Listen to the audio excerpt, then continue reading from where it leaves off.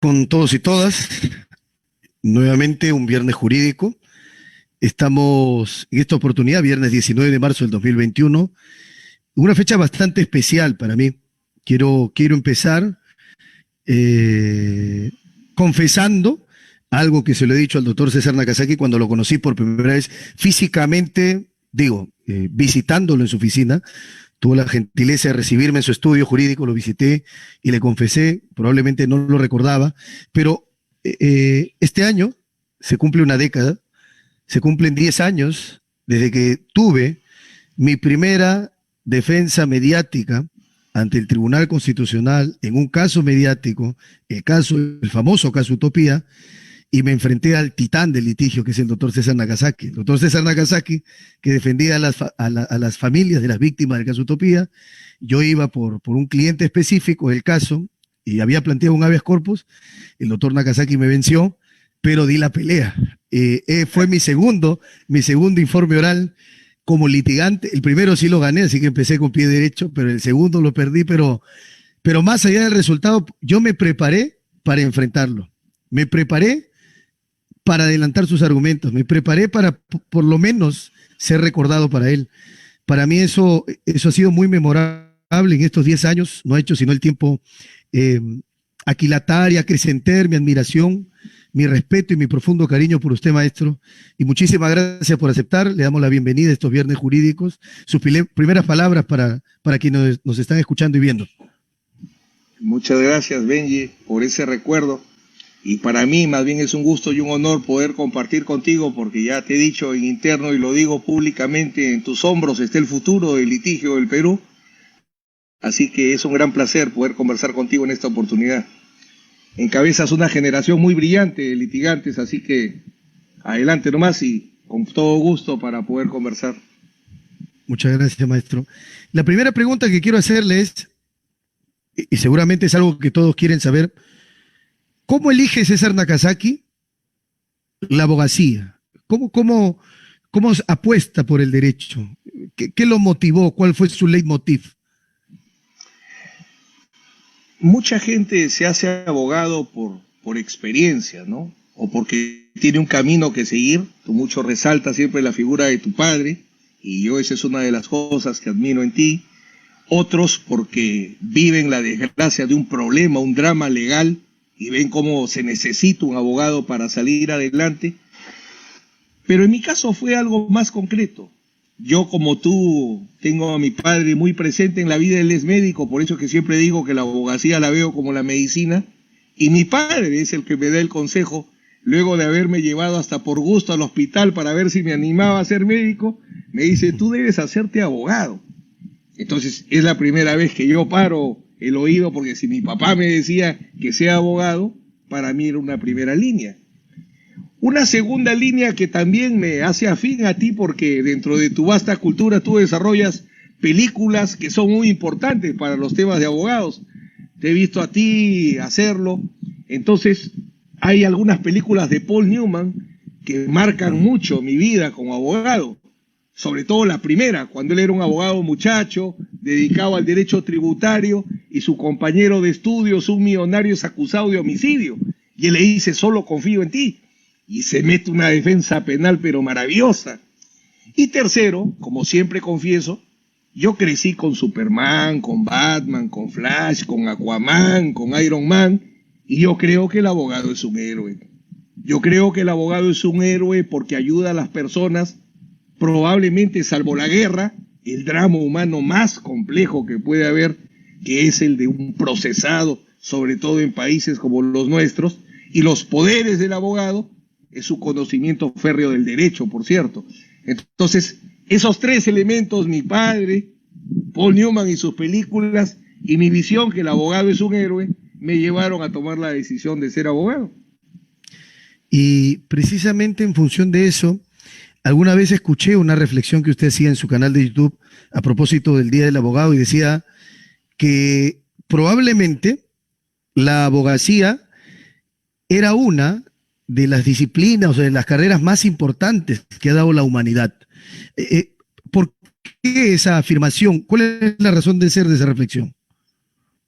Porque no hay mejor mecanismo o mecanismo menos imperfecto que haya creado la humanidad para garantizar la coexistencia humana, la vida del ser humano en sociedad, porque no podemos coexistir si no garantizamos la vida de todos en sociedad, que es el derecho. Y la profesión llamada para manejar el derecho por excelencia es la abogacía. La abogacía y el derecho es como el jugador y el fútbol. Por eso es que siempre digo, criticando a los abogados justo en el Día del Abogado, que el gran problema de las sociedades actuales es que la gente no cree en el derecho. Nosotros los problemas que vivimos cualquiera es por un problema de falta de fe en el derecho. Porque no cumplimos la ley, tenemos todos los problemas que tenemos. Y si en una sociedad la gente no cree en el derecho, no es por culpa del odontólogo o del ingeniero, sino el abogado. Quien debe hacer que la sociedad tenga fe en el derecho es el abogado. Y quien hace que la sociedad no tenga fe en el derecho también es el abogado. Por eso la importancia, la abogacía es la importancia de la abogacía radica en la importancia del derecho. Ahí es donde hay ese vínculo que determina que los dos sean una herramienta indispensable. Y, a ver, veamos, entremos un poco al terreno del... Usted es un abogado litigante reconocido, también es un profesor, no solo de derecho penal, de derecho procesal penal, sino que usted enseña ética jurídica. Yo quisiera entrar, antes de entrar al terreno del litigio, que es mucho más frondoso y vasto, quisiera que ingresemos un poco al terreno de la ética. ¿Cuáles son las lecciones más importantes de ética que usted les da hoy a quienes nos están escuchando, a quienes nos están viendo, estudiantes de derecho que tienen papel en mano, que están con lápiz, que están tomando fotos, que están grabando, a los abogados, a los jueces, a los fiscales? ¿Cuáles son las lecciones más importantes de ética jurídica?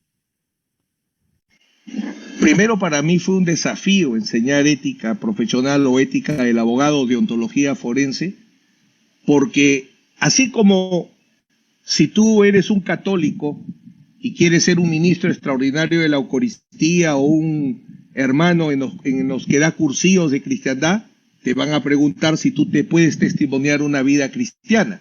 Si tú no testimonias una vida cristiana, ¿cómo vas a hacerlo? Yo lo traigo a la ética. Yo tenía que demostrar y tuve que juzgar. No hay peor juez de César Nakazaki que César Nakazaki. Entonces tuve que evaluar si a lo largo de mi carrera profesional cumplo o no cumplo con las diversas exigencias que la ética le genera al abogado. Por cierto, Couture yo no entendía por qué dice que el diablo le toca no una vez, sino 7 veces le toca al día a la puerta al abogado. O sea, ni siquiera 2 o 3, 7. ¿Por qué? Ejemplos que siempre ponía. Yo atendía clientes, ven que hasta las 12 de la noche, no es que yo me quedaba estudiando, atendiendo personas afuera en mi sala hasta las 12 de la noche. 11:30 me entra una pareja y me dice en Chiclayo, yo veía todo tipo de casos, me dice, quiero divorciarme. Estaba recontra cansado. Entonces entre mí le digo, y me dicen, ¿cuáles son los requisitos para divorciarse? Entonces entre mí dije, pucha, para hacerla rápido, ¿le digo los requisitos del Código de Procedimientos Civiles o me meto? Me meto. Digo, disculpen, antes de hablarle, ¿por qué se quieren divorciar? Y arrancan y me explican. Ya, y todo lo tienen arreglado. Sí, me dice todo. Pero ¿y qué dice su hijo de 9 años? ¿Qué piensa? Claro, porque si todo tienen arreglado, entonces ya conversaron con él.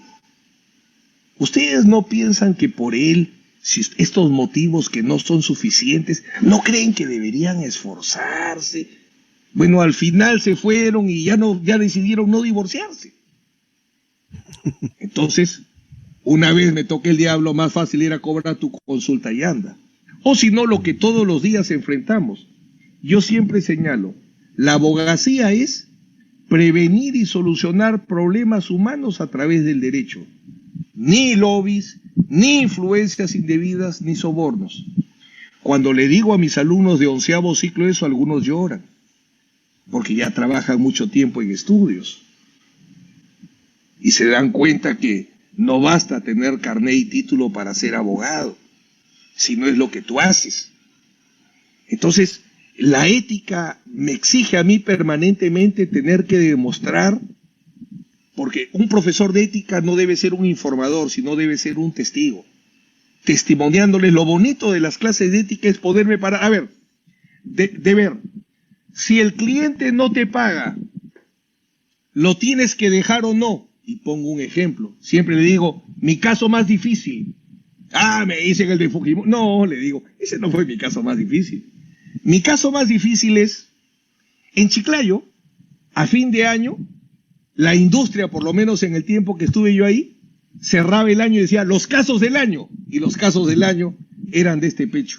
Entonces, estaba invicto con 2 casos de asesinato y me viene a buscar un alumno, siempre mis alumnos son mi debilidad, y me dice, doctor, le traigo acá a mis primos, mi sobrino es enfermero, dirigía una patrulla de soldados, tenían hambre, agarraron a unos profesores y le dijeron, terrucos, para sacarles para comer, y mientras que asustaban a uno, lo metieron al río y pensaron que se había ahogado, y al otro lo matan. O sea, a uno pensaron que lo habían matado, al otro sí lo matan, y disparan al primero pensando que era un cadáver. Uy, dije yo, este caso, si estoy invicto ahorita, mejor no. Bueno, ya, voy a tomar el caso, pues dije, voy a decir que es enfermero, el que disparan creyendo que es un muerto, un aberratio ictus. Ya me empecé a imaginar ahí qué hago. Entonces, bueno, le dije, ya, ok, les voy a cobrar 2.000 soles. Me pagan, pero eso sí les digo, antes de comenzar el juicio, miren cuánto tiempo falta, antes de comenzar el juicio, me tienen que pagar. Ah, ya, doctor. Y quiero una pericia psiquiátrica y una pericia neurológica, porque me dicen que el chico ha estado en Ayacucho y le dispararon en la cabeza. 2 pericias. Ya, doctor, bacán. Se desaparecen Benji, no los veo más, y me empiezan a llamar los peritos. César, ya te tenemos las pericias, pero no vienen a pagar. Pucha, diablos, digo, ya. Los llamo al ratito y le digo, oye, ya vinieron a pagarte tu peritaje, no te preocupes. Y a los 2 yo les pago el peritaje, porque ellos lo hicieron por confianza por mí, y les pago el peritaje, pero no les iba a decir que era yo, si no, no me cobraban. Ya les pago. El día anterior al alegato Benji, se me aparece nuevamente mi alumno con los 2 patitas, el esposo y la esposa, llorando. Oigan, carajo, le digo, ustedes son unos estafadores. No, mentira, que no tienen plata, porque si ustedes me quisieran pagar, en este año y medio que ha pasado, me hubieran juntado 10 soles por semana, y por lo menos algo me traerían. Ustedes me han querido estafar desde el inicio porque sabían que no me iban a pagar, así que váyanse, ya sabes dónde. Los mando, pero había un crucifijo grandazo, de hueso, que me dejó mi abuela, y digo, yo nunca he abandonado a nadie por plata. Y a las 12 de la noche, Benji, decido hacer el alegato. Y me tengo que amanecer construyendo el alegato más difícil de mi vida, porque lo hacía contra toda la cólera que tenía. Tan es así que arranco, y primero digo, antes de comenzar, señores miembros del tribunal, doy la espalda y le digo, los mando a no la sabes a dónde nuevamente, delante de todos, pero le digo, yo no dejo a nadie por plata, y me aviento. Y logro, homicidio culposo, el disparar al tema del que creían cadáver, el otro si era asesinato, circunstancias atenuantes, bueno, ahí hice la defensa, ¿no? Ahí nuevamente, para demostrarle a mis alumnos que no es un tema de plata, y así por el estilo. Tengo que hacer permanentemente mis análisis para ver si estoy capacitado o no para enseñar ética profesional. ¿Y qué es lo más difícil, haciendo un trasvase entre la ética y el litigio, qué es lo más difícil para un litigante penal de hacer defensa en los tribunales? Porque quiero además decir algo. Lo más difícil es predicar con el ejemplo. Alguna vez, y esto está en un libro que se llama Textos Esenciales de Gandhi, Mahatma Gandhi, que en hindú quiere decir alma grande. Gandhi era llamado así Mahatma porque era un alma grande, era un alma enorme, inmensa. Y al Mahatma le llegó una mujer con su hijo y le dijo, Mahatma, dile a mi hijo que está mal comer sal para que deje de comerla. Regresa la próxima semana. Volvió la semana siguiente y le dijo, hijo mío, deja de comer sal. Y él dice, un momentito, antes que me retire, Mahatma, ¿por qué no se lo dijiste una semana antes? Porque una semana antes yo seguía comiendo sal. La virtud de la coherencia. Ese correlato que debe haber entre lo que uno predica y lo que hace en su vida diaria. Antes de entrar a esta reunión, me comunica con una amiga mía que es mi maestra, que lo conoce usted, que ha sido ministra de Justicia más o menos ya debe intuir de quién estamos hablando. Mi querida Marisol. Y Marisol me decía, dale mis saludos a César Nakazaki, que lo he aprendido a querer, y toda la gente que lo conoce, sus clientes, ex clientes, en fin, resaltan una cualidad en él, que es un tipo honesto. Y me dijo, Benji, tú que eres joven, elige buenos modelos de conducta. Y él es un buen modelo. Ese es el mejor homenaje. Porque si César Nakazaki dice, yo enseño integridad, yo enseño deontología, enseño honestidad, bueno, ella me dijo, tengo que hacer público, ella me dijo, dile eso, que la mejor virtud que tiene es la honestidad, es el ser integérrimo, muy íntegro, que es difícil en este lodazal, que es lamentablemente el ámbito del litigio, que es difícil porque llueven cuchillos, porque llueven puñaladas, porque hay muchas traiciones, porque hay gente que actúa con doblez, porque te sonríen de frente y volteas y te están acuchillando, pero usted sigue firme. Y yo quisiera que precisamente en función de eso nos pueda brindar una reflexión sobre el camino peliagudo, complicado, cuesta arriba, que es el camino del litigio y la integridad. Es que entender qué es abogacía, porque si tú te convences que la abogacía solo es utilizar el derecho, por ejemplo, ¿no? Llego a Chiclayo y los jueces civiles me decían para dictar sentencia, ¿cómo es el tema? Pero le digo, ¿cómo es el tema? ¿Cómo? ¿Cómo lo quieres? ¿Con guitarra o con cajón? Le digo, a ver, ¿cómo es con guitarra o con cajón? Mira, con cajón es infundada la demanda, con guitarra es fundada la demanda. Ah, ya le digo, ok, arranco. Escrito 1, sentencia. Escrito 2, sentencia. Escrito 3, sentencia. Escrito 4, escrito 480, sentencia. 590, sentencia. Me llamaba el juez. Oye, eso, ¿cuántos escritos me vas a poner? 1.000.000 te voy a poner, hijo de no sé cuántas. Tu sentencia como se te dé la gana. Yo te voy a ganar siempre. Y me metí con este juez trafero y todas las apelaciones se las traía abajo, civil, reivindicaciones, nulidad de acto jurídico, pa una, pa dos, pa tres, a la cuarta me dijo, quiero paz, compadre, chino, quiero paz, ya no me jodas más. Había otro secretario desgraciado, tenía los mandamientos del abogado de Couture en su puerta. Ah, ya, desgraciado, entonces ponía mandamiento número 1. Tú lo incumples por esto y tal, le ponía. Segundo mandamiento, tú lo incumples por esto. Ya sacó los mandamientos, digo, ya no, mijo. Entonces, es pelear con todo el mundo. O sea, yo arranqué pensando que iba a vivir en Pimentel, en la playa, paseando con mi perro, mujer, hijos, feliz. Pero cuando entro a la primera que me toca penal, pucha, me ponen contra la pared. Y yo soy orgulloso. No me gusta que me pisen encima, entonces a la guerra. Y a la guerra, y no paré más. No paré más. Y fue el penal de mujer. O sea, no hay forma de ejercer la abogacía si no es una guerra. Cuando yo te veo a ti batirte en el caso de Chiguel, como este es un guerrero, carajo. Ahí te identifico, tiene que ser un guerrero. No hay otra forma. Para no ser corrupto, tienes que ir a matar.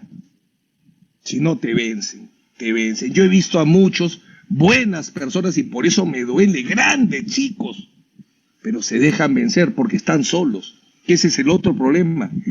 Nosotros no somos rivales, menos somos enemigos. Somos una orden. Por eso es la orden de los abogados. Somos una hermandad. Si nosotros nos unimos, nosotros nos juntamos, imagínate que un día alguien viniera a Portugal y nos dijera, este juez nos quiere cobrar. Y vamos los 10, y vamos tú, Jefferson, vamos 10 y le decimos, a ver, cóbrale, carajo. Lo corremos, luchamos. Entonces, ese es el tema que yo quiero recuperar como gremio. Por eso, para mí, yo no tengo ningún problema con ningún colega, y por eso ese reconocimiento de repente, porque el sol alumbra para todos, hermano. El sol alumbra para todos. El problema es que este es el gran reto. O somos una sociedad de prójimos o somos una sociedad de enemigos. Y esa es la gran discusión que hoy día nos va a llevar.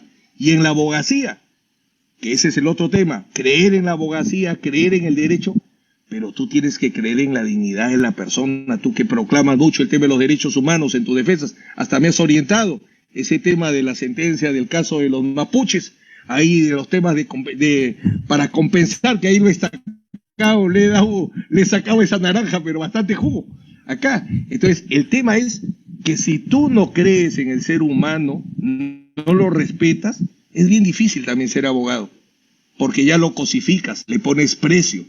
Y uno no puede ponerle precio a un ser humano en un proceso judicial. Y precios hay de muchos tipos, ¿eh?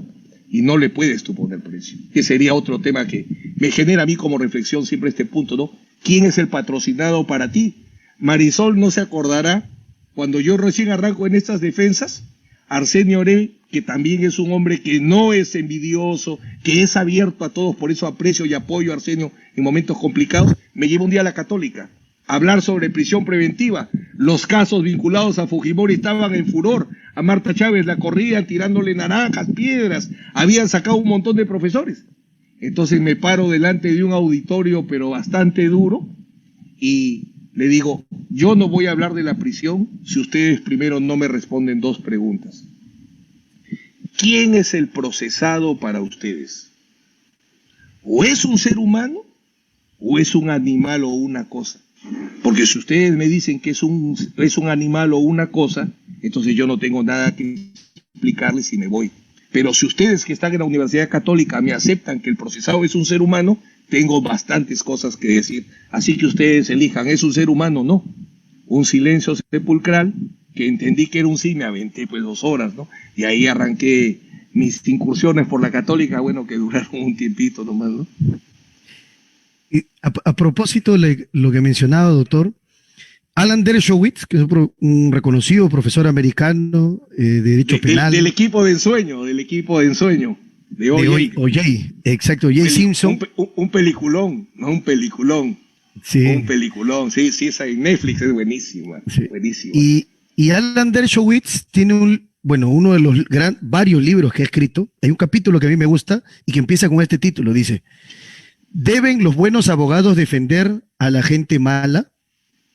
Y esa pregunta precisamente me lleva a la siguiente reflexión que quiero que hagamos juntos, y que es precisamente con lo que usted alguna vez, y lo he citado en mi libro, dice, según César Nakazaki, ese concepto de que los penalistas, los abogados que nos dedicamos a defender en causas penales y criminales, no debemos ser abogados cosmetólogos, defender lo bonito y al bueno. Porque el abogado no defiende el delito, pues no es un apologeta del delito.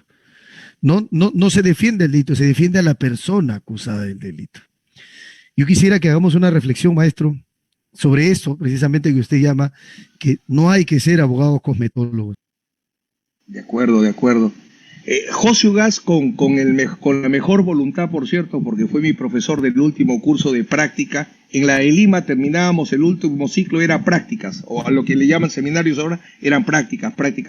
Y con él arranca, mejor dicho, siendo profesor, debutando conmigo. Entonces, él en buen sentido decía que hay que defender las causas nobles, bueno, siempre para buscarse una buena posición, ¿no? Pero yo siempre, nuevamente, regresando a la medicina, el médico ve un paciente. Lo único que ve el médico es un paciente. El médico no ve un hombre bueno, malo, o tripas salidas, o no, ve un ser humano que necesita salvarse. Entonces, el abogado, igualmente, lo único que ve es un ser humano en desgracia. Y eso lo tuve que definir rápidamente, porque a mis 2 o 3 días en Chiclayo, como en otras veces lo he dicho, me viene a buscar el capellán del penal de mujeres, que quedaba a 2 cuadras del Colegio de Abogados. El Colegio de Abogados de Lambayeque quedaba en el Palacio de Justicia, ahí en Sáenz Peña. Entonces viene el cura y me dice, un cura directo, abierto, español, me dice, tú eres hijo del pediatra, ¿no? Sí, le digo. Bueno, tu papá va y ayuda pues a los chiquitos ahí que están con sus mamás en el penal. Y acá debes saber que los abogados en Chiclayo se dedican a chupar y nadie ayuda. Y se pudren las mujeres en la cárcel. Ya le digo, vamos, esto no lo puedo permitir, vamos. Arranco y 1 hora no tomaba ni un caso, ¿ven? Ya, porque me decían narcotráfico, terrorismo, si tenía suerte un asesinato por ahí. Entonces yo estaba, ya que voy a agarrar estos casos, Estaba ahí dando vueltas y viene el cura y me dice, oye, tienes más de una hora que no ayudas en nada. Bueno, ya no voy a decir, porque voy a decir que soy un lisuriento. Entonces, todo lo que me dice, ¿no? Entonces, bueno, tienes razón. ¿Tú crees que el mundo es Walt Disney? ¿Tú crees que acá todos son igual que tu mamá? No, el mundo no es lo que tú piensas, me dice. Me acerco, le digo, señoras, por favor, quisiera defenderlas. A ver, ya, ¿y cómo me va a defender, abogado? Bueno, gratis, yo no cobro. No, gratis no. Señora, pero ¿cómo que gratis no? Yo tengo un frigider para arreglar. No, le digo, señora, pero yo lo voy a ayudar. Entonces me calentaba. Y no, entonces no la defiendo. Entonces el padre venía. Y al final lo que comprendí rápidamente es que no podía ser abogado cosmetológico porque había una serie de mujeres en desgracia que no tenían defensa y que había que ayudarlas. Entonces, ¿qué defendía? Microtráfico de drogas, terrorismo a cantidades. Ahí es donde conozco al Chato Rivera, a Gloria Cano, ahí es donde el Chato a Ronald Gamarra, a César Azabache con su colita que tenía. Ahí entonces entro con ellos y vamos, y entramos a la lucha, pues. Y efectivamente la justicia antiterrorista era una justicia hecha para demoler. Entonces, mientras que tú esperabas tu caso, 20 años, 30 años, 20 años, 30 años, 20 años, 30 años, hasta que a las 10 de la noche te tocaba arrancar a ti. Entonces, pues yo me paraba adelante un espejo con los parlantes de los jueces sin rostro, y a mí me habían dicho que los jueces se iban a dormir y que no escuchaban. Entonces yo en pleno alegato, en un momento digo, porque efectivamente es inocente. Entonces, ¿qué le pasa, abogado? ¿Qué le pasa?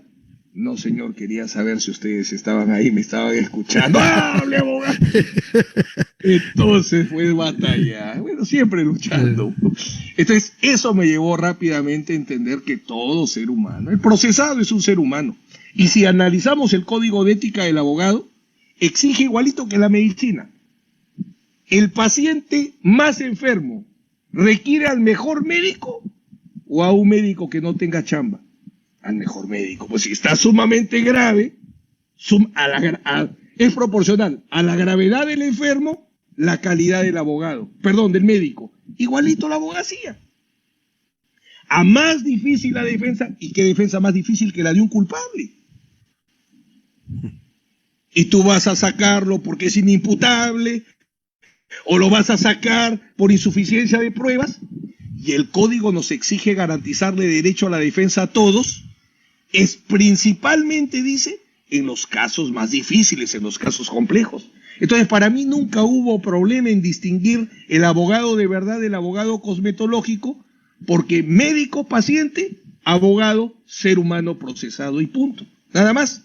Por eso es que siempre digo, nunca se juzga un abogado por la persona que defiende, sino por los términos de su defensa. No hay otra manera de juzgarlo, si no se respete el libre ejercicio de la abogacía, que la gente tiene que entender que es una libertad muy importante. Acá solo dicen libertad de prensa, libertad para votar, pero nadie se pone a pensar que si no hay libre ejercicio de la abogacía no hay derecho a la defensa, pues, porque abogado esclavo, abogado cobarde, abogado arrodillado, ¿qué derecho a la defensa va a haber?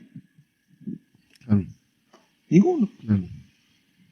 Y ese cariz de la abogacía con un rostro humano, el abogado humanista, antes de ingresar a la conexión por interno, me comentabas, doctor, sobre la necesidad de la cultura en el abogado. Terencio ya decía hace muchísimo tiempo, soy hombre y por tanto nada de la cuestión humana me es ajena. En cada cuestión humana me reconozco. Y eso es lo que Aristóteles en la política trata de decirnos cuando menciona al zoon politicón. O sea, no es el animal político, el animal político entendido como que el ser humano es un ser sociable y que en el otro se reconoce.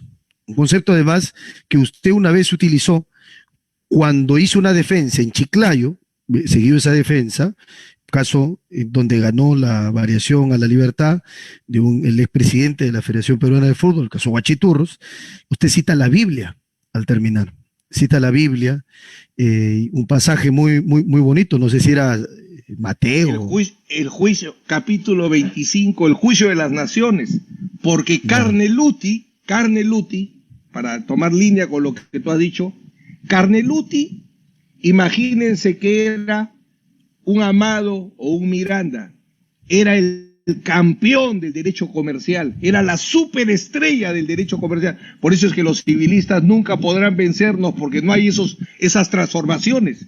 Entonces, este Carneluti, que triunfaba tanto en el derecho comercial, en el derecho procesal civil, la obra cumbre para mí del derecho procesal, sistema procesal civil de Carneluti, pues es una maravilla, es la base de todo el derecho procesal. Carneluti ve a un hombre preso y lee el capítulo 25, el juicio de las naciones, cuando baja Dios y dice: venid acá, benditos de mi Padre, porque tuve hambre y me diste de comer, porque estuve enfermo y me curaste, porque estuve preso y me visitaste. Entonces, si Cristo se reconoce en un preso, ¿quién eres tú para decir que es un demonio y que por tanto la jueza es una ratera porque lo han dejado libre? Y voy a dos temas. Carneluti en las miserias del proceso dice: tanto debe conocer el juez al procesado, pero tanto tiene que conocerlo para poderle hacer justicia, que tanto que lo conoce se hace su amigo y no lo puede sentenciar, porque lo conoce demasiado. O José Lixier Gaitán, cuando dice en sus defensas penales: solo hay una forma de defender, es tu capacidad de salir de ti y penetrar en lo más hondo del drama de la persona y desde ahí preguntarte por qué ha hecho las cosas. Solo ahí puedes encontrar una razón para defender. Tu capacidad de ponerte en el lugar de ese procesado o de esa procesada. Entonces, evidentemente, tienes que ser un humanista. Si tú no tienes respeto por el ser humano, no quieres al ser humano, no lo vas a proteger. No vas a poder cumplir ninguno de tus deberes. Te duele de la cabeza, ya no preparas tu alegato. O te sientes un campeón, ya para qué lo vas a preparar. En cambio, siempre lo consideres una cosa valiosa, delicada, siempre que sea su destino el que esté en sus manos, siempre vas a tener fuerzas para hacer algo y para tener que luchar pues cada día, dependiendo del caso, pues con las situaciones más difíciles. ¿Cómo César Nakazaki elige qué caso defender? ¿Qué caso desechar? ¿Qué caso defender? ¿Cuál es su método de elección? ¿Qué criterios lo inspiran a apostar por representar un caso y por otro caso no? Como ahora es difícil verme porque tengo mi estudio cerrado por la pandemia, puedo decir: todo el que me toca a la puerta yo lo defiendo. Nunca he dejado que nadie que tiene a bien confiar en mí quede abandonado. Para mí solo hay una razón para no defender, y es que planteada tu defensa, el cliente no la acepte. Porque tú puedes defender a cualquiera, ese no es el problema. El problema es cómo lo vas a defender. Una vez, un grupo muy poderoso me convoca como abogado y yo digo: ya me gustaría ser abogado de este grupo porque yo acá tendría futuro. Y no ha sido hace muchos años, ¿eh? Yo pensé, porque antes cuántas veces tuve que enfrentar que no coima, yo pensé que a estas alturas de mi vida ya no tenía que enfrentar ese tema. Pero vienen y me dicen: ¿sabes qué, César? Este caso estamos perdiendo, es muy difícil, queremos que lo asumas, pero queremos arreglar. Sinceramente, hace años no me ha sido eso. Ya, le digo, quieren arreglar, ya, le digo. Entonces, ¿para qué me traes a mí? Le digo. O sea, ¿para qué te esfuerzas en traer a Messi, a Neymar? No tiene sentido. Si me traes a mí, es porque tienes que creer en mí. Y tienes que creer en mi brujería. Entonces, si tú crees en mí, vamos para adelante. Y si no, con el dolor de mi corazón, porque hay que tener valor, Benji, para decir: no, hermano.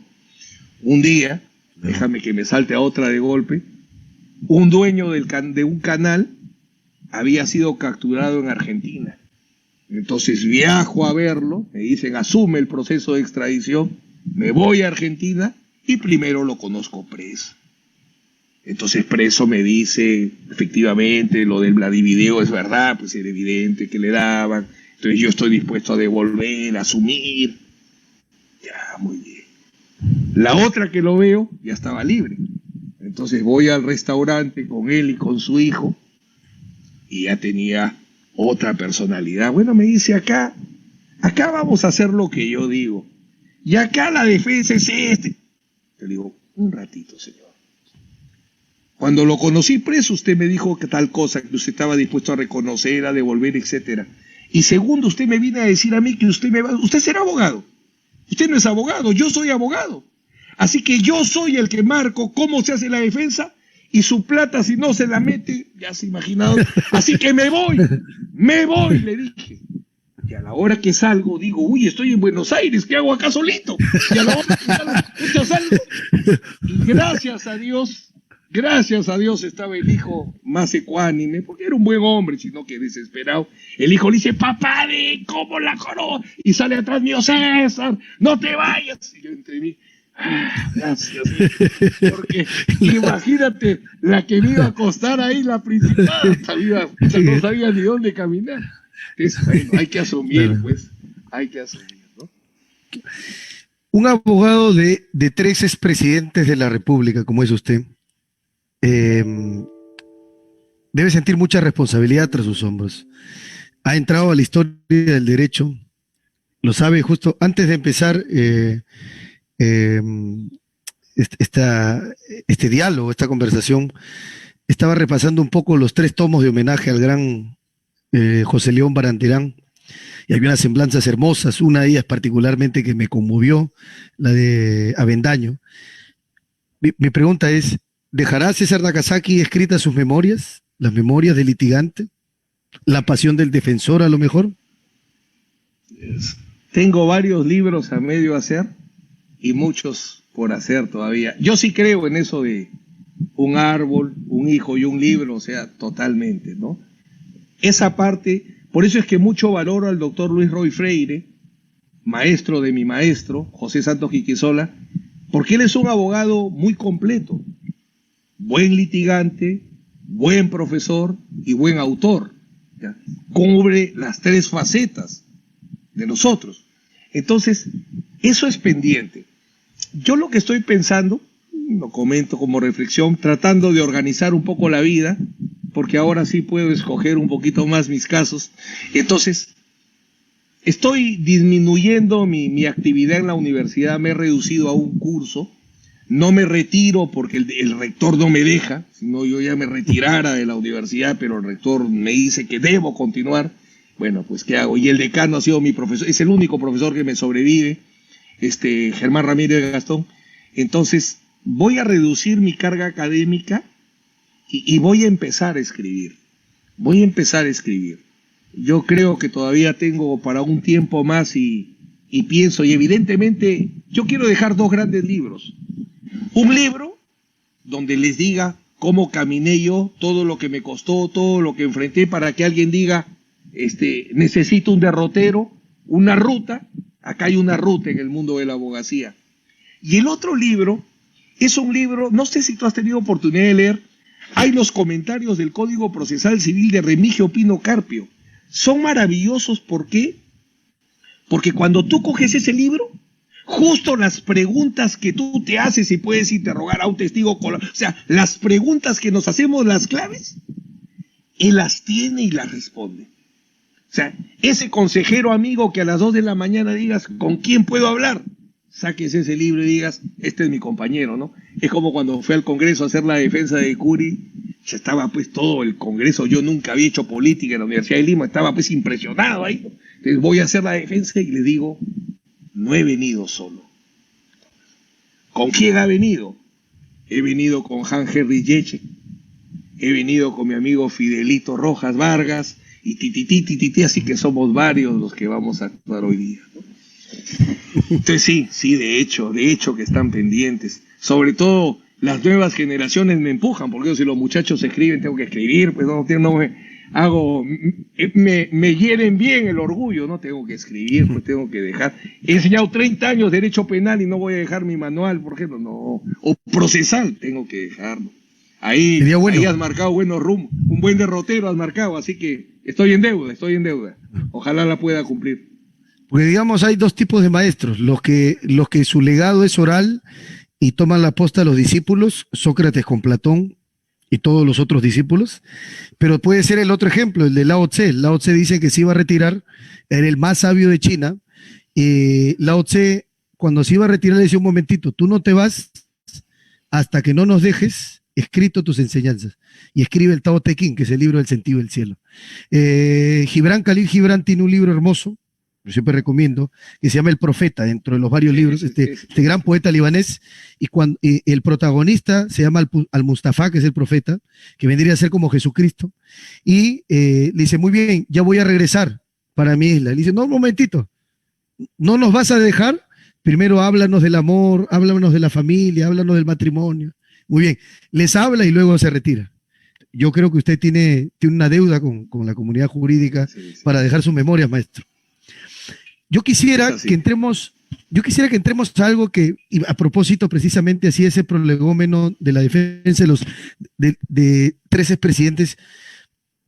¿Qué se siente, no es cierto? ¿Qué se siente tener este peso tan grande de no solo la defensa de 13 expresidentes, que ya solo ese hecho, digamos, sería suficiente? Los casos más mediáticos, el abogado más mediático, más famoso del Perú es sin duda usted, actualmente y en la historia. ¿Cómo afrontar en la pelea y en confrontar los juicios mediáticos? ¿Qué herramientas tiene que tener el abogado? Alguna vez he escuchado a un amigo comunicador que me decía: César Nakazaki tiene una virtud. César Nakazaki le habla al ciudadano de a pie. Es entendible, su lenguaje es sencillo. Es un buen comunicador. ¿Cómo se prepara César Nakazaki para las entrevistas? ¿Cómo fue su primera entrevista? ¿Qué sintió? Digamos, estoy haciendo una pregunta compuesta, pero creo que usted está en capacidad de responder todo eso. No hay problema, no vamos a hacer control de preguntas acá, que estoy en el juicio de los Sánchez Paredes ahí sufriendo, ahí con el buen amigo Almanza. Bueno, ¿qué pasa? El tema es el siguiente, ¿no? A ver, vamos por partes. Defender a un presidente es un alto honor, porque el presidente personifica a la nación, ¿no? Entonces, asumir la defensa de un presidente es evidentemente uno de los más altos honores que puede tener un defensor. Y yo me preparé para eso. Yo fui asumiendo diversas defensas. Recuerdo claramente, asumo la defensa de Carlos Boloña, ministro de Economía del gobierno del presidente Fujimori, quizás un ministro estrella. Luego tomo la defensa de Marta Chávez, y cuando tomo la defensa de Marta Chávez digo: si yo gano este caso, lo defiendo al presidente Fujimori, porque ese era mi norte, yo tengo que defenderlo. Fue el único presidente que busqué, que dije: esa defensa es mía, porque había defendido a todos, pues había defendido comandantes generales, ministros, o sea, un montón.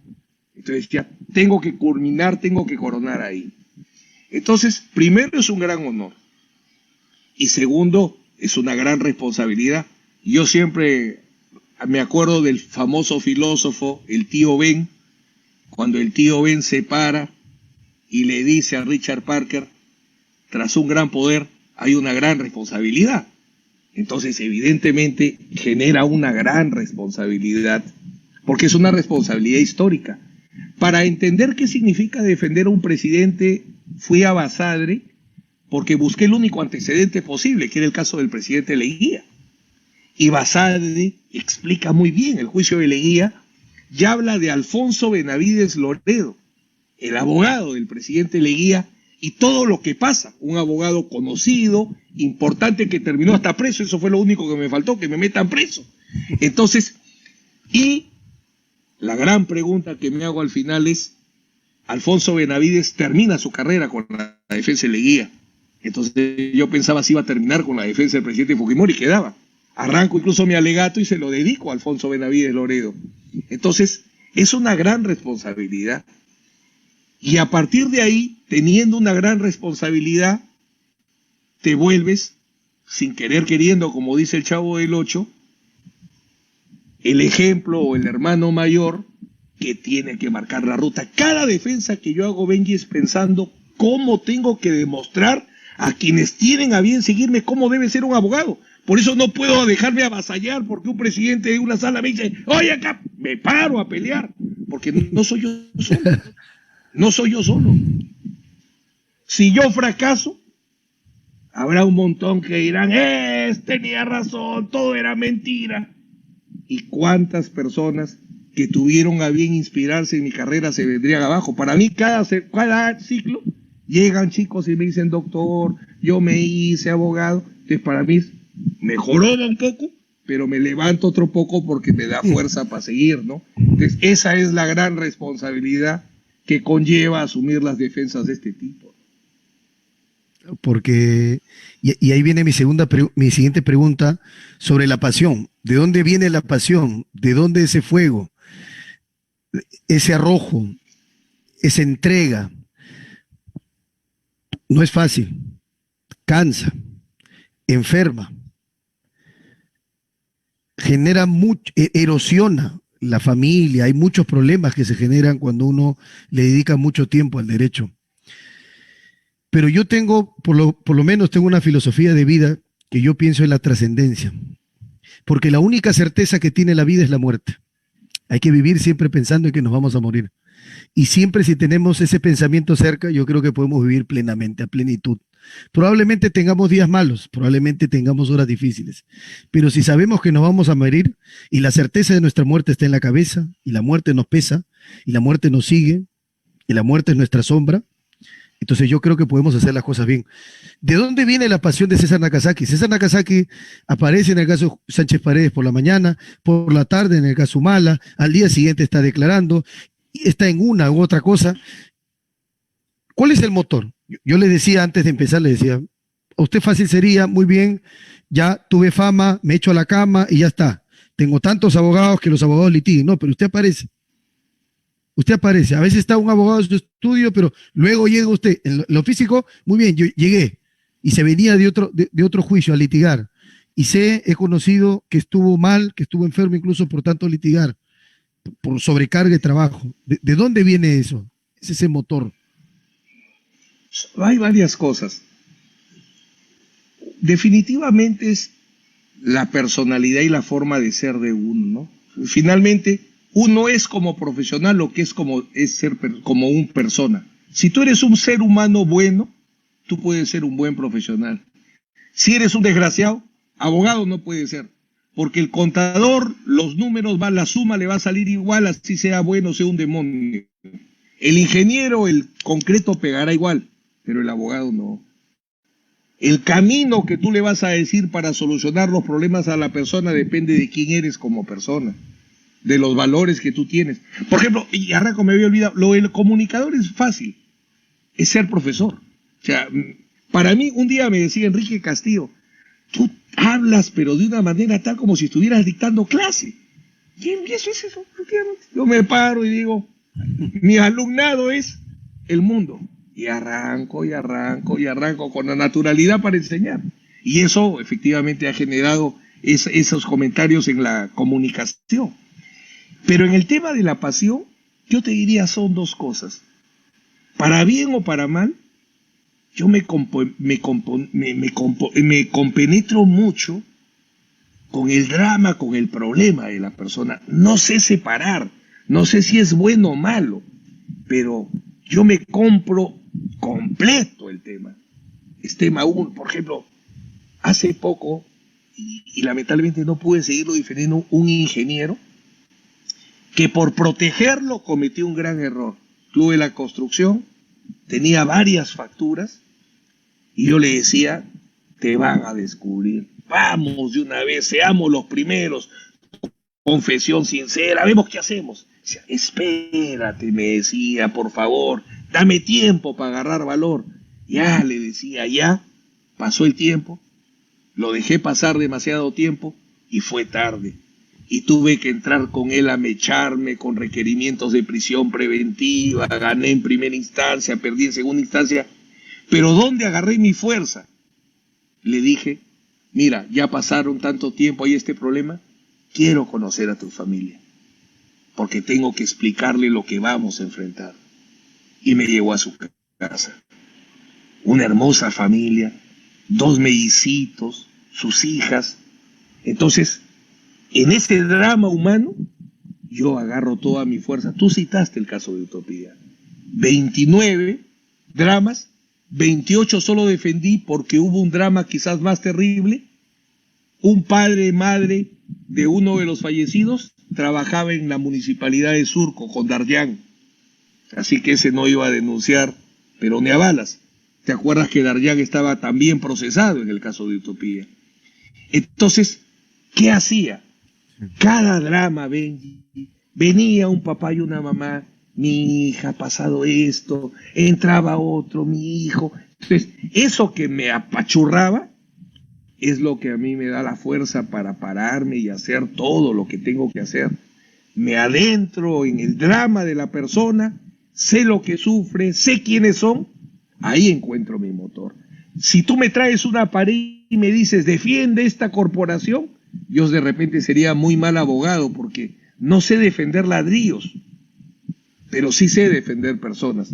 Ahí está la fuerza, la pasión, como quieras denominarla. Yo sé lo que hay atrás. Eso es lo que a mí me sostiene para... Dale. Claro. ¿Y cómo elabora su teoría de caso de la defensa? ¿Cómo elabora su estrategia defensiva? Porque imagino que, claro, debe ser distinto prepararse para una audiencia de prisión preventiva, prepararse para un control de acusación, prepararse, lo está haciendo ahora, para un interrogatorio, contrainterrogatorio, para objetar, para alegar. Digamos, ¿cuáles son los secretos, las recetas, ¿no es cierto?, que tiene para poder elaborar sus defensas? Bueno, número uno, hay que dominar el caso a la perfección. O sea, tú tienes que conocer los hechos a la perfección.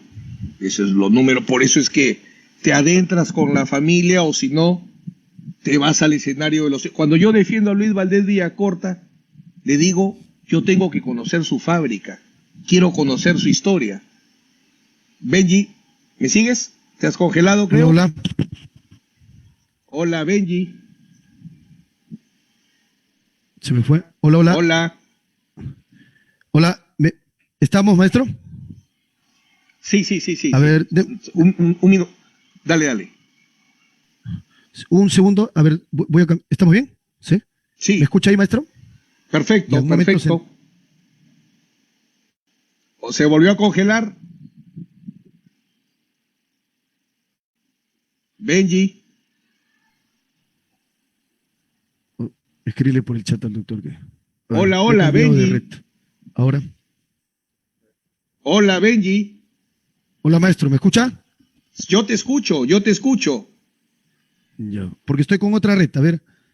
Hola. ¿Estamos? Ya, ahora sí. Por favor, si me podría repetir la respuesta a la pregunta que le hice. ¿Cómo no?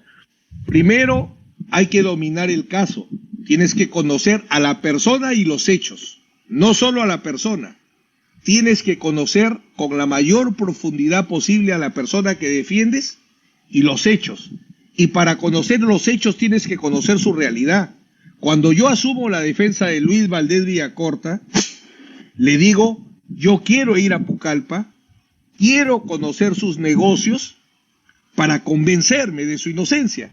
Y me lleva a su fábrica y máquina por máquina me empieza a explicar, esta máquina tiene este amortiguador especial porque yo viajé a China, hice esto, o sea, todo su negocio era él.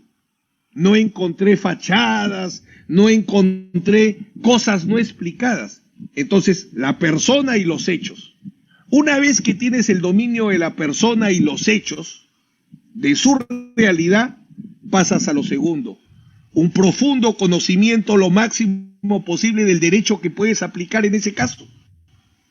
Tienes que conocer, por ejemplo, si tú, defensas tributarias, tengo una defensa tributaria terrible, sin resolución de determinación de deuda tributaria, no quieren, han llevado a juicio, lo absolví la primera vez, lo condenaron la segunda vez a pena efectiva y suerte que por apelación me le he traído abajo. Pero, ¿cómo yo podría entender el rol que tiene que no haya resolución de determinación si no entiendo el derecho tributario?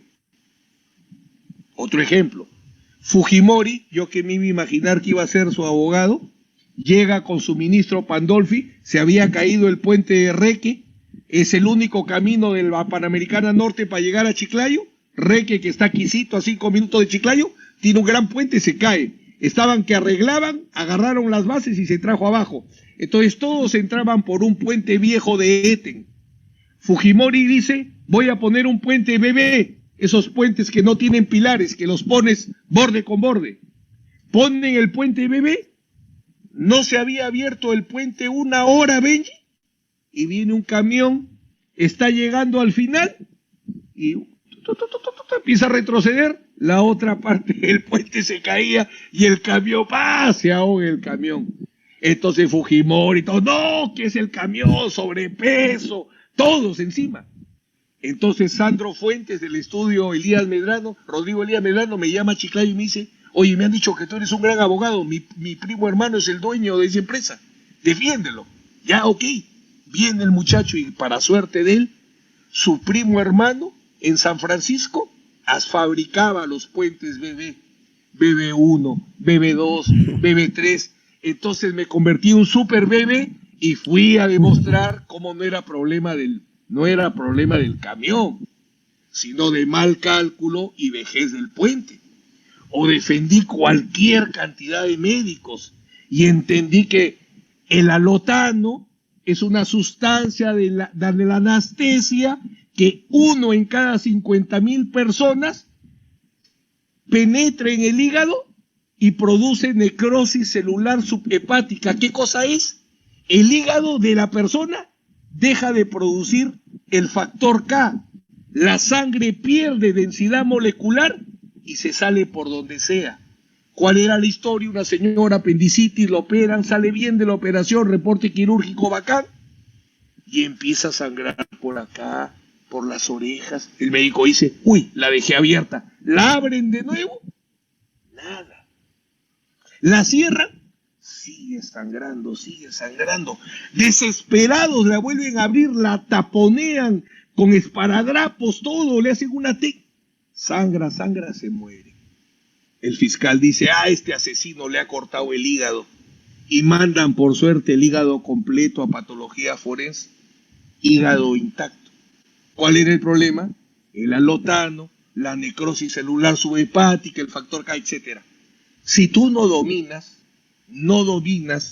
el derecho y las ciencias, los conocimientos que se pueden aplicar al caso, no tienes pruebas y no tienes argumentos.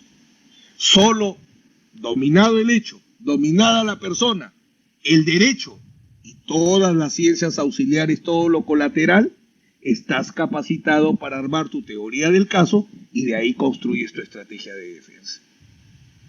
Una más, hay varias, una más.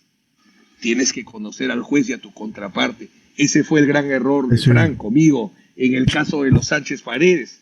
Yo iba con un perito economista, pero los contadores venían y me lo linguneaban. Me decían, a ver, ese economista, ¿qué es eso de modelos? O sea, tú con fórmulas, que variables, parámetros, tú reconstruyes ingresos. No, flujo de caja, acá tiene que haber balances.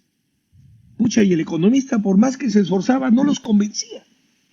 Entonces digo, ¿me voy a juicio con este economista? Esa pregunta le faltó a Fran. Fran debió pensar, ¿qué va a hacer César Nakazaki? Entonces él preparó toda su prueba para destruir a mi perito Tume. Y yo, por eso ya hablo de la tumización del caso. Todo lo construyeron para destruirlo a Tume y yo no lo llevo a Tume al juicio. Pues. Me busco un contador, economista, y le digo, un reto te planteo. ¿Cuál es? Recoléctame documentación como si fueras contador y analízamela como economista. ¿Qué significa esto? Ejemplo, agarras la declaración jurada, pérdida. Un contador diría pérdida, no sirve, el negocio está malo. pero un economista tiene una mayor visión y dice, gastos de representación demasiados. Entonces, a ver, voy a pesquisar por ahí qué hacían sobre pretexto de gastos de representación. Acuérdate de la hiperinflación más grande de la historia.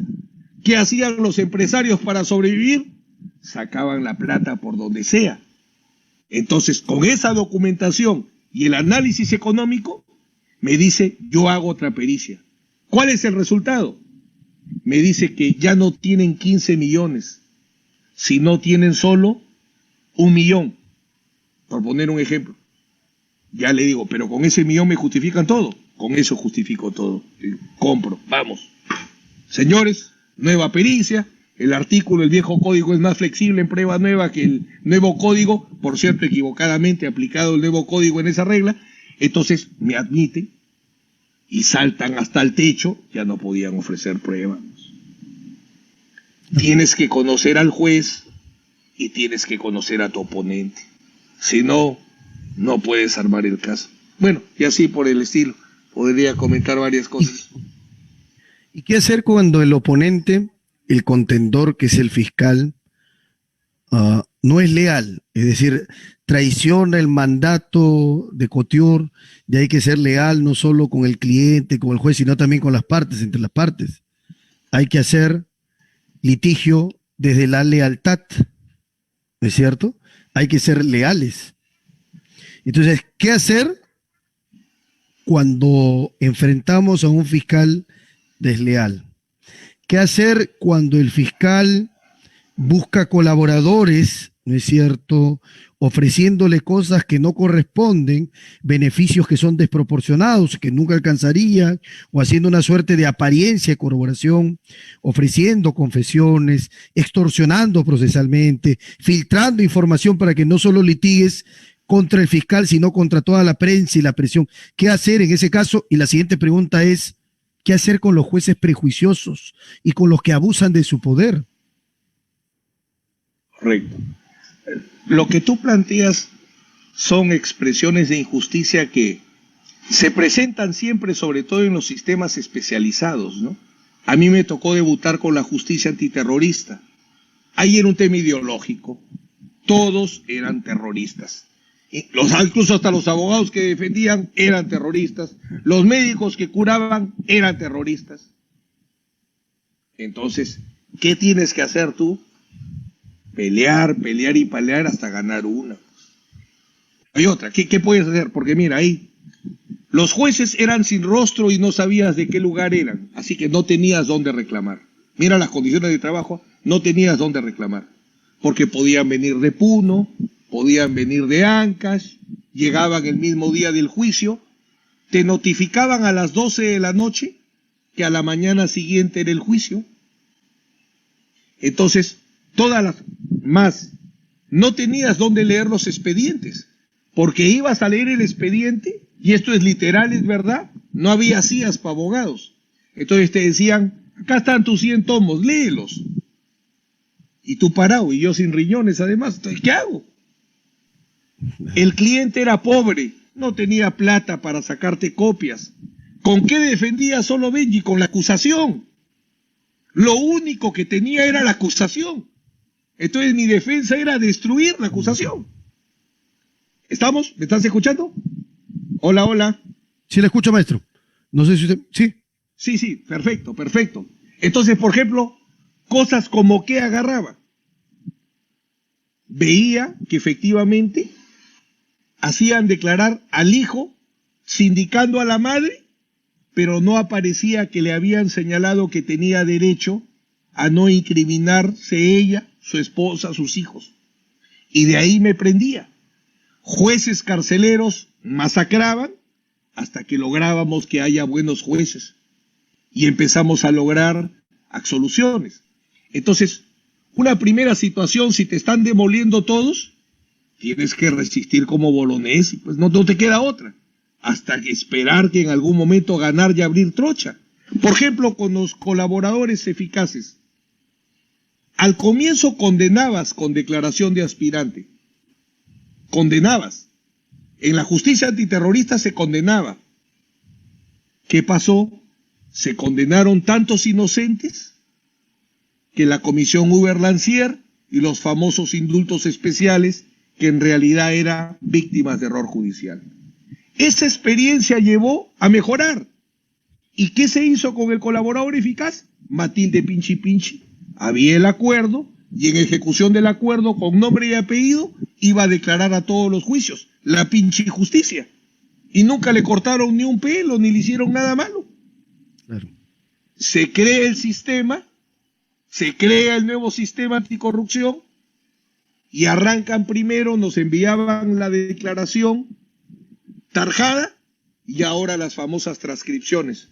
Primer golpe, y ahí tú me ayudaste, Jefferson, logré que en vía de compensación no baste solo la declaración del aspirante y claro, necesito un buen juez. Yo, con todo respeto, mi problema no es el fiscal, mi problema es el juez. Es como si tú quieres Holanda, Cruyff, fútbol total, no interesa con quién juegas.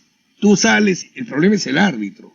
Yo honrar, y no es que sea soberbio, no es que sea... El mejor fiscal que hay es Pablo Sánchez, pero es un hombre manso.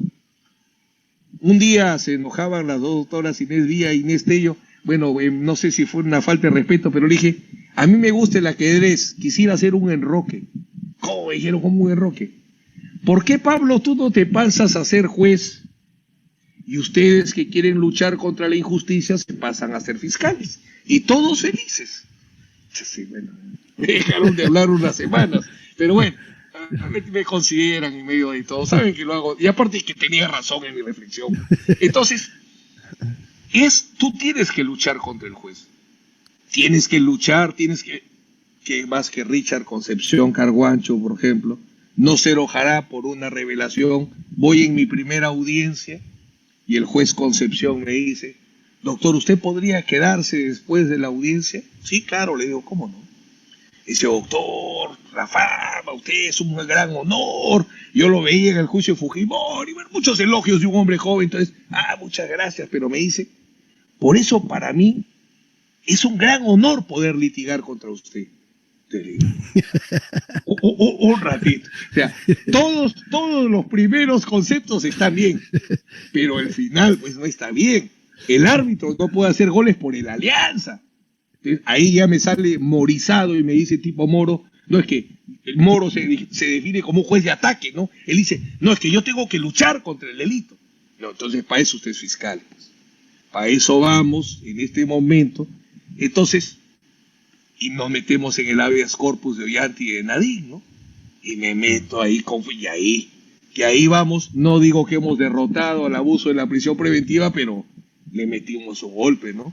Pero algo se ha hecho. La guerra de las recusaciones, luego que me agarré ahí con los fiscales, entonces vas haciendo la gota que va horadando la piedra, ¿no? Es poquito, de repente no es para uno. Tú puedes gozar eso, de repente tus discípulos, pero hay que ir. Tú has dado una frase que es tremenda. Hay que trascender. Tu lucha por el derecho de repente no la cosechas tú. Cuando yo recién arranqué a ejercer dije, el pacto de San José. ¿Cómo me dijeron San José? San José es una playa. No, le digo, porque hay un derecho al tiempo adecuado. No, hijito, me dijeron, ¿qué tiempo adecuado? Acá no hay ningún tiempo adecuado. Ahorita, no, ya está, no te voy a dar la razón. Pero le digo, si no he hecho la resolución, ¿quieres tu resolución? Ya espera ahorita, Chirito, espera ahorita, te la hago. Ay, no estoy en contra. Y yo cometí el error de entrar con mi cliente, un muchacho manso, entro con mi cliente y sacaron la mugre delante. Entonces, hay que ir luchando. Efectivamente, tú planteas una serie de escenarios muy difíciles, pero luchando, quizás no ganes tú, hay que trascender también. De repente no es para ti, como ya la casación Oviedo se puede interrogar, ya me empezaron a masacrar a la casación, entonces tengo que luchar por defenderla, ¿no? Ayer el pobre Fernando Gas quería invocarla, la ha sacado, porque Ramiro, es la rebelión de los jueces contra la casación, o sea, los jueces de menor grado están destrozando la casación. Pero bueno, habrá otros colegas que podrán beneficiarse con eso, ¿no? No necesariamente tiene que ser para ti la batalla. Claro, el triunfo me refiero. Claro, es como una carrera donde hay postas, ¿no? a lo mejor Usain Bolt es el que sale en la foto, pero el trabajo es del equipo.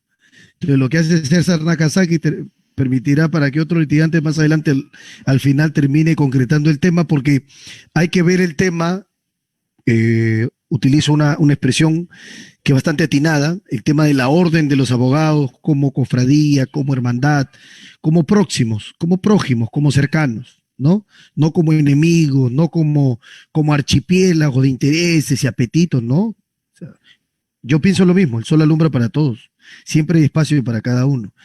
Hay tantos casos, hay tantos conflictos y habrá que no tenemos que pelearnos entre nosotros. Ahora, hay un tema que es muy interesante de lo que menciona, y precisamente esa reflexión sobre el agua.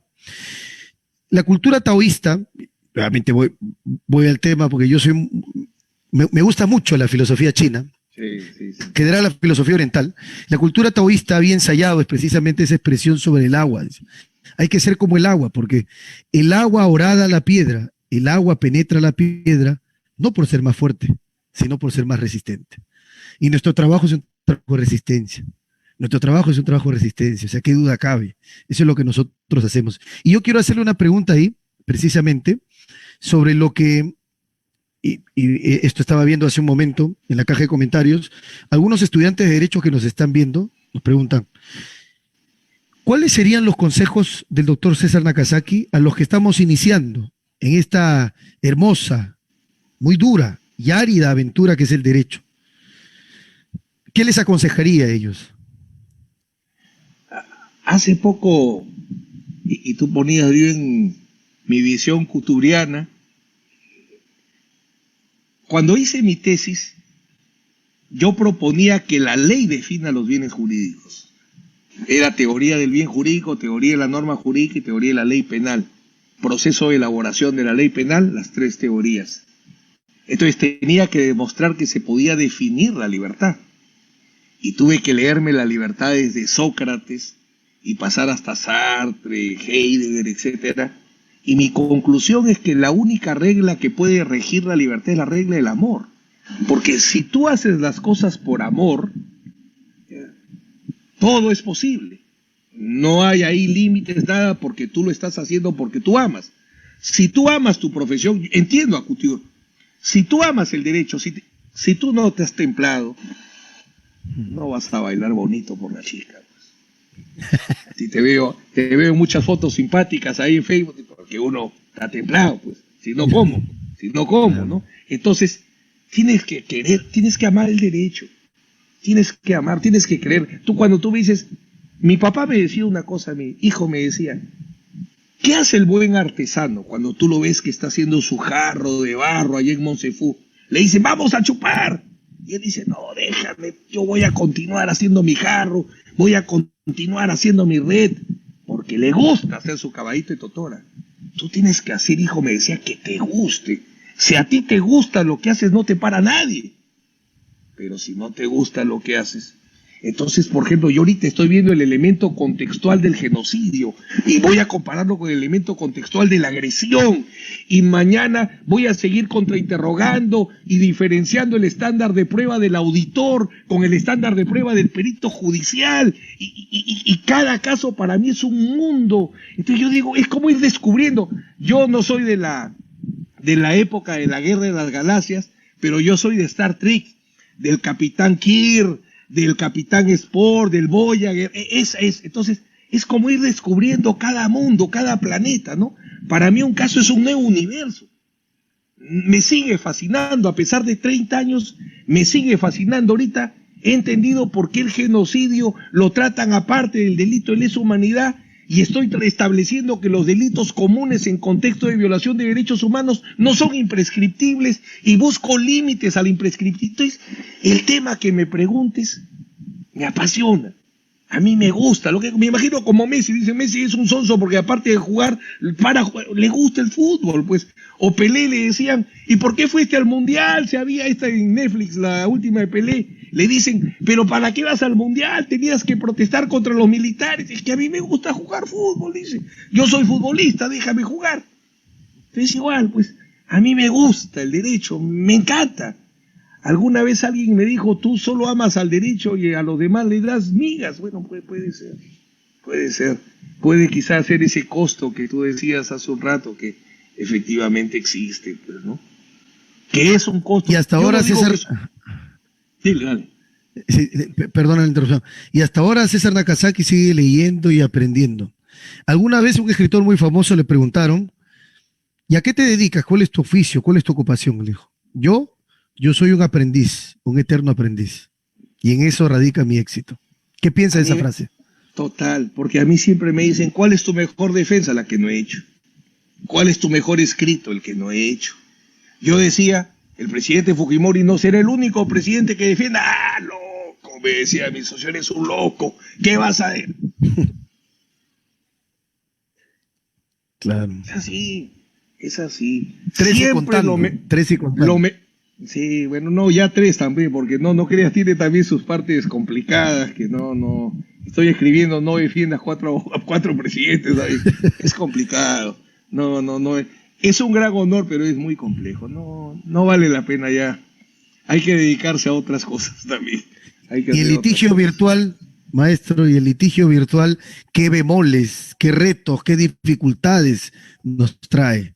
¿Cómo le va? Ahora, yo he visto una evolución de César Nakazaki que miraba la cámara con ¿cómo se llama esto? Audífonos, ¿no? Igual que, estamos iguales. Yo soy muy malo para la tecnología, pero tengo un gran equipo que me apoya. Sin ese equipo no haría nada. Entonces, ¿cómo ve ese tema del litigio virtual? ¿Ya se acostumbró? Es complicado. Hacerlo con buen equipo, con buena tecnología es factible. Lo que me preocupa son las limitaciones. Por ejemplo, ¿no? Ante la imposibilidad, bueno, que no tiene que ver solo con la virtualidad, sino también con la pandemia. Ante la imposibilidad de ahora, por ejemplo, ir a los penales, resulta que terminas defendiendo personas que no conoces. Claro. ¿No? Entonces, esa parte de esa simbiosis, de esa fuerza que me daba unirme a mi cliente, ahora está, bueno, no me ha tocado ningún caso, para ser sincero, de defender a una persona que no conozca, ¿no? Estamos en el manejo de los casos, pero me pongo a pensar en los amigos, en nuestros colegas, en nuestros hermanos que tienen que defender, que sería indispensable la comunicación con el cliente, y ahora no se puede. Ahí creo que hay un primer gran problema, ¿no? No sé qué pasará el día que un abogado diga, mientras que no conferencie con mi cliente, no se puede realizar el juicio. Al menos a mí no me ha tocado. No sé, vamos a ver cómo viene la reacción. Hay un problema. Un segundo problema es la publicidad. Porque yo pensaba que todo esto iba a significar que las 24 horas del día Justicia TV iba a ir sacando todas las audiencias, por lo menos para decir se respetó la publicidad porque salió en televisión. Pero resulta que la mayoría de grabaciones solo las almacenan. Entonces, la publicidad se convirtió en una grabación para guardarte un almacenaje. Y esa garantía que el pueblo tiene que participar no se da. Entonces, el tema de la publicidad y los juicios virtuales es otro tema que me preocupa. Y te diría, lo demás es irse acostumbrando. Fuera de esos dos temas, problemas de comunicación con el patrocinador. Bueno, y el otro que obviamente es muy poderoso, es que hemos perdido la entrevista, que era una herramienta muy valiosa. Porque en los 10 minutos de audiencia, o solo el escrito, muchas veces es insuficiente. Entonces, ese diálogo, esas entrevistas que había, por lo menos para mí era una herramienta muy poderosa. Esa la he perdido a un 100%, por ejemplo. Y no hay manera de recuperarla. Los jueces no han cumplido con su compromiso de establecer una comunicación virtual, salvo Jean-Paul Taboada, que públicamente digo presidente de la Corte de la Libertad. Él atiende a todas las personas con un sistema virtual que ha establecido y las conversaciones son grabadas, entonces él se atiende a un 100%. Una jueza de habeas corpus que me tocó una vez y una sala del Callao. aunque el Callao está en una crisis total, pero ahí también había una tensión. Para de contar, la Corte Suprema no existe, la virtualidad todavía, y el Tribunal Constitucional está al costado. Pues el Tribunal Constitucional, tú que aprecias tanto también al Tribunal Constitucional, para ellos no hay pandemia, no hay nada, están en otra cosa, pues, ¿no? Están en otra cosa. Lo único interesante es que televisan algunos debates, pero fuera de eso no hay casi nada, ¿no? Ahí también veo una gran falla que hemos perdido, ¿no? ¿Cuáles son los hábitos? Me hacen esta pregunta, ya van dos en la misma línea. ¿Cuáles son los hábitos de trabajo y de lectura que tiene César Nakazaki? Sus horarios de trabajo, sus tipos de lectura, el tiempo que insume leer, si solo lee derecho, o es que considera como José Letama Lima que el abogado que solo sabe derecho ni derecho sabe. Sí. Bueno, a ver, vamos por partes. Creo que ese es uno de los grandes retos para el ser humano en general. Como paras en tu casa, por ejemplo, yo no he abierto mi estudio. No lo he abierto porque, y ahí es una enseñanza grande que el hombre sin Dios no es nada, creamos edificios inteligentes que terminan siendo burros, porque no se pueden abrir las ventanas. Entonces, como los edificios inteligentes no se abren las ventanas, ¿cómo llevas 50, 60, 80 seres humanos? Entonces yo no puedo abrir mi oficina por una sencilla razón que no tiene ventanas. Todos son ventanales, tú me has acompañado, pero ¿cómo me oxigeno? ¿Cómo ventilo? Porque ahora para estar con gente tiene que ser en un lugar ventilado. Entonces, ahí hay un primer problema. Entonces, en la casa, como estás en tu casa, nadie te controla, ahí viene la autodisciplina. Yo a las 9 de la mañana estoy sentado. Hay audiencia o no hay audiencia, arranco a trabajar. Arranco a trabajar de 9 a 12:30. 12:30 estoy tratando de hacer un poquito de ejercicio porque soy más flojo para hacer ejercicio. Hago un ejercicio para alistarme para que me dé hambre, almuerzo. A las 4, salvo que haya partidos de fútbol, a las 4 bajo de nuevo y me voy trato de irme hasta las 9, 8 de la noche para acompañar a mi esposa, a ver Yo Soy juntos, algo, porque también pues hay que ser integral, ¿no? Entonces trato de ahí, esa es la ventaja de, porque si no paro todo el día en mi oficina. Y sábados y domingos he morigerado un poquito porque ahora trabajo más horas. Entonces sábado y domingo he morigerado un poquito porque antes me iba al estudio y me quedaba de lunes a domingo. Entonces trato de tener un horario. Eso es fundamental. Hay que tener un horario. Yo siempre digo, ¿por qué en el colegio podías hacer 20 materias a la vez y por qué en el ejercicio de la profesión solo puedes avanzar un caso a la vez? Porque falta horario. Si tú te haces tu horario, 2 horas para este tema, 2 horas para este tema, 3 horas para este tema, vas a avanzar, salvo bueno que sea un tema extraordinario como un requerimiento de prisión preventiva. Me acuerdo, ahí no sé si te conté porque te recomendé, me llama un señor de emergencia a 8 de la mañana, era de un caso vinculado a la municipalidad, la alcaldesa Villarán, me llama a 8 de la mañana, yo estaba entrando a la fiscalía y me dice, doctor, asuma mi defensa. Le digo, pero tu requerimiento de prisión es mañana. Un abogado responsable tendría que decirte ahorita, vuela mi estudio, todo, y yo tengo un montón. ¿Y quién cree? Bueno, yo conozco un guerrero, le digo que de repente te acepta el reto y se bate. Bueno, veo la audiencia el otro día y te veo batallando ahí, te digo, bueno, siempre que te recomiendo está bien. Entonces, bueno, hay que tener un horario. Mi metodología, yo te diría, es mi conocimiento del caso. La primera parte, lo que hemos conversado hace un rato, conocer el caso. Por ejemplo, ahora estoy en el caso en la defensa del expresidente Fujimori, el caso de las esterilizaciones forzadas. Ahí es el tema de la prescripción, lo investigaron por lesa humanidad, archivaron por lesa humanidad y dice el fiscal, ahora lo vamos a investigar, delitos comunes en contexto de violación de derechos humanos, una creación de la Corte Interamericana. Entonces analizo si eso puede considerarse una categoría de delito internacional para ver si alcanza o no el efecto de imprescriptibilidad. Trato obviamente de demostrar que no y en eso estoy, por ejemplo, entretenido en estos días. Es un tema muy interesante. Yo solo hago un pequeño paréntesis porque es un tema que me gusta mucho, porque la Corte entra a la categoría, usted sabe, a propósito de Barrios Altos, y luego ha hecho un gran desarrollo. Por ejemplo, hay un caso bien interesante, Albán Cornejo contra Ecuador, los casos de graves violaciones a los derechos humanos, ejecución extrajudicial, tortura, y desaparición forzada, las tres categorías. ¿Cómo operan estas reglas que son pensadas para los crímenes de lesa humanidad, ¿no? Imprescriptibilidad, jurisdicción universal, aplicación del Estatuto de Roma del 98, en fin, ¿cómo hacemos? ¿Qué reglas se aplican? Haya una aplicación del derecho consuetudinario. Hay un caso bien interesante, Almonacid Arellano, por ejemplo, contra Chile, muy, muy interesante, que es uno de los casos celebérrimos que tiene la jurisprudencia de la Corte, y eso lo podemos trabajar incluso en una sola sesión, que es bien interesante, el derecho convencional, ¿eh? Muy importante es que la Corte se come una cosa, y es, nadie discuta que el derecho internacional tiene que aplicarse en el derecho interno, pero ahora el Estatuto de la Corte de Roma ha marcado el principio de complementariedad.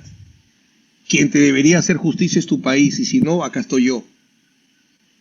Entonces implica, y revísate todas estas sentencias, ¿dónde tratan los sistemas de incorporación del derecho internacional al derecho nacional? Porque el sistema de incorporación nuestro es el de modificación interna. Ese es el sistema de incorporar el derecho internacional. Nuestra Constitución así lo establece.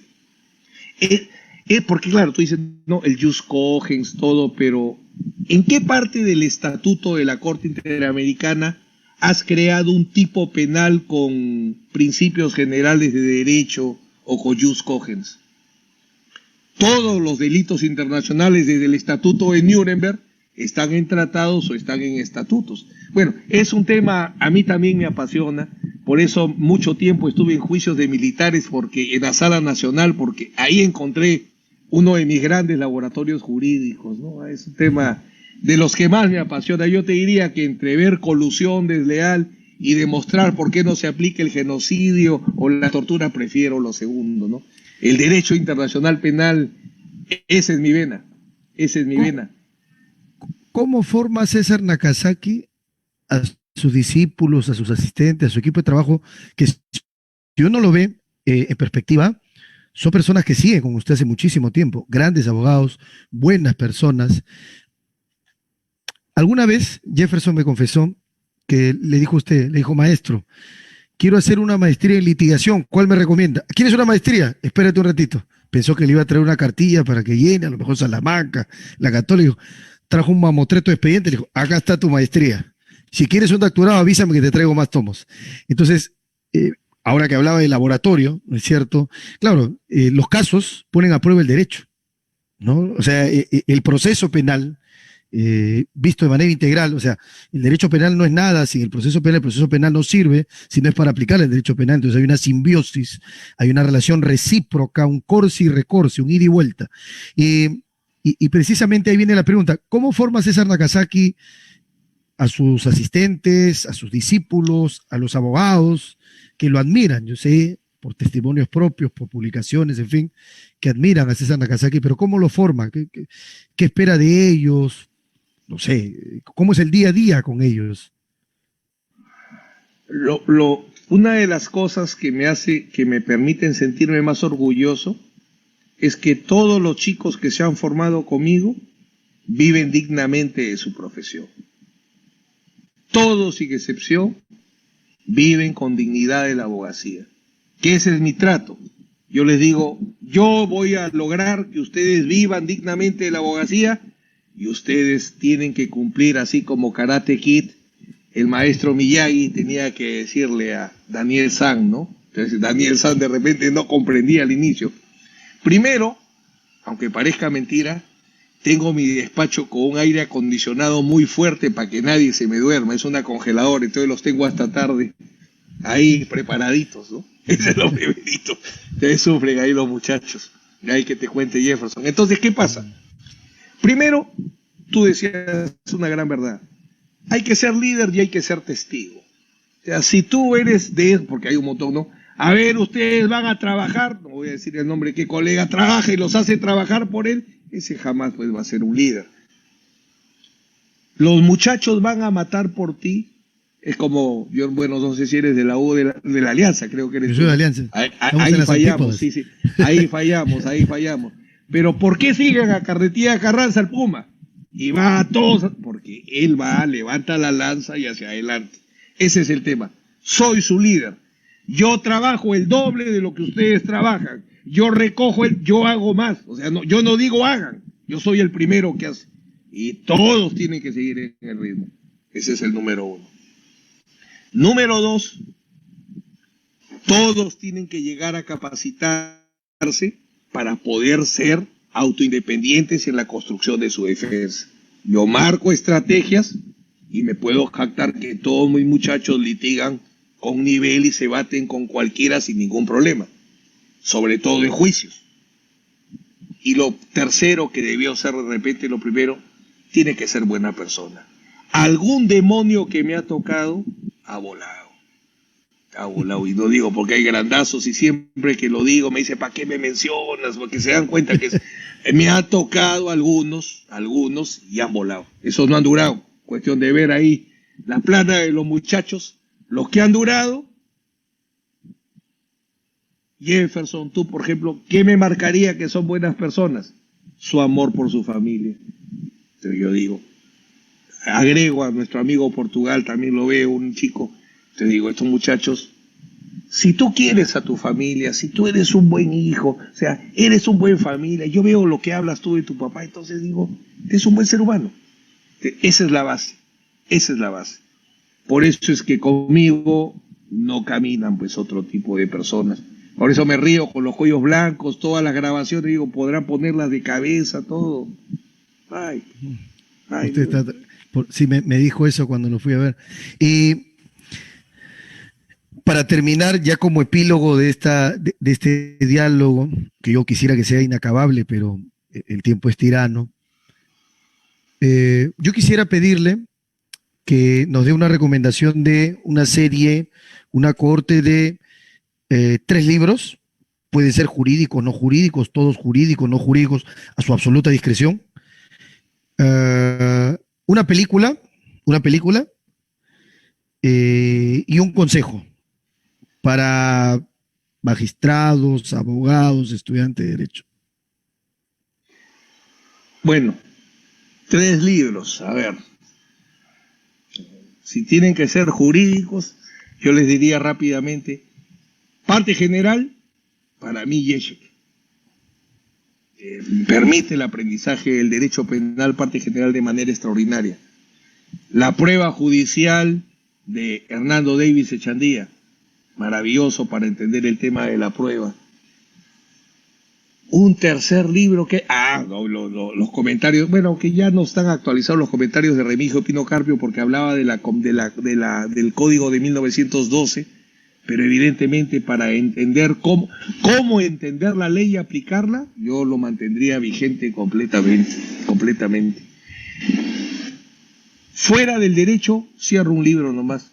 Para mí, Juan Salvador Gaviota es una obra que influyó mucho porque te permite soñar, trascender. Toda una palabra que es clave. Esa para mí también es clave, volar. Tú tienes que tener capacidad de volar, capacidad de soñar, capacidad de ilusionarte. Eso es vital. Y Juan Salvador Gaviota sirve para eso. Hay varios, Abogacía y Abogado, Los Mandamientos del Abogado Desarrollado de Couture, es una pequeña Biblia para mí, por ejemplo. Películas, me dijiste. El Juicio del Siglo de O.J. Simpson, que creo que hace unos días alguien la recomendaba. Es una obra extraordinaria. Como película, para mí, de abogacía, es una gran película. O temas tan sencillos. ¿Tú sabes, Benji, cómo me animo yo para trabajar? Veo Rambo. Rambo, no Rocky. Veo Rocky, entonces me da ganas y salgo a la lucha. Yo soy sencillo como eso. Veo Rocky y me da ganas de luchar. Entonces, en películas esas. Y consejo. Yo diría, cada día hay que tratar de ser... En este tiempo de pandemia, el secreto es reinventarnos. Todos tenemos que reinventarnos como personas. Si no tenemos la capacidad de recrearnos, va a ser complicado que salgamos adelante en esta parte, ¿no? Hay que repensar en qué es uno, el rol de Dios, el rol de la familia, del trabajo. Entonces creo que reinventarse implica, hay que revalorar todo. El estudiar. Mira, Ahora justo que visitaba al expresidente Kuczynski, uno de mis colaboradores, Gladys Vallejo, que litiga conmigo tantos años, le digo, Gladys, ¿hace cuánto no te veo? Hace un año. ¿Sí? Y es uno de mis brazos derechos, hace un año no la veo. Entonces, creo que en este reinventarse implica revalorar todas las cosas, ¿no? Ramiro Salinas, por ejemplo, un juez con el que a veces tengo posiciones críticas, hoy está delicado de salud y Dios quiera que se recupere próximamente, porque es un hombre honesto. Podremos discrepar en ideas, pero es un hombre honesto y es un buen académico. El gran reto de él, que es el gran reto de San Martín y todos los que han escrito, es hacer realidad lo que han escrito. Pero hoy por hoy, mi oración y mi fraternidad completa por Ramiro para que pueda recuperarse, que hace unos días me han dicho que está muy delicado de salud, ¿no? Maestro, muchísimas gracias por su tiempo, por su presencia y también mis expresiones de solidaridad, fuerza. Podemos discrepar con el doctor Ramiro Salinas Sicha, pero todos en el sistema de justicia penal sabemos de su integridad. Se puede equivocar o puede acertar, pero juez honesto es, correcto y sobre todo formado en derecho. Yo quisiera terminar, maestro, usted ha hablado de una obra que le confieso, a mí me la citaba, y no solo a mí, sino a todos los que estábamos en derechos humanos, nos decía Marisol, la gran obra Juan Salvador Gaviota, de Richard Bach. Entonces nos cuenta la historia de esta avecita que volaba distinto, que quería volar más alto. No, pero yo, ¿por qué tengo que volar así? No. Y hay una frase ahí, Richard Bach, que tengo por lo menos 10 libros arriba en mi biblioteca de él, Biplano, por ejemplo, uno de ellos. Richard Bach dice, en boca de Juan Salvador Gaviota, dice, no creas lo que tus ojos ven, porque tus ojos solo te enseñan tus limitaciones. Mira lo que tu corazón siente, reconócete y ahí encontrarás la verdadera sabiduría. Conócete a ti mismo. Lo que nos está diciendo Richard Bach es, conócete a ti mismo, que adentro de ti está la sabiduría, no afuera. Muchísimas gracias, maestro. A ti por esta linda conversación, Benji. Un gran abrazo y habrá oportunidad de repetirla. Gracias. Sí, maestro. Muy buenas noches y muchísimas gracias por acompañarnos.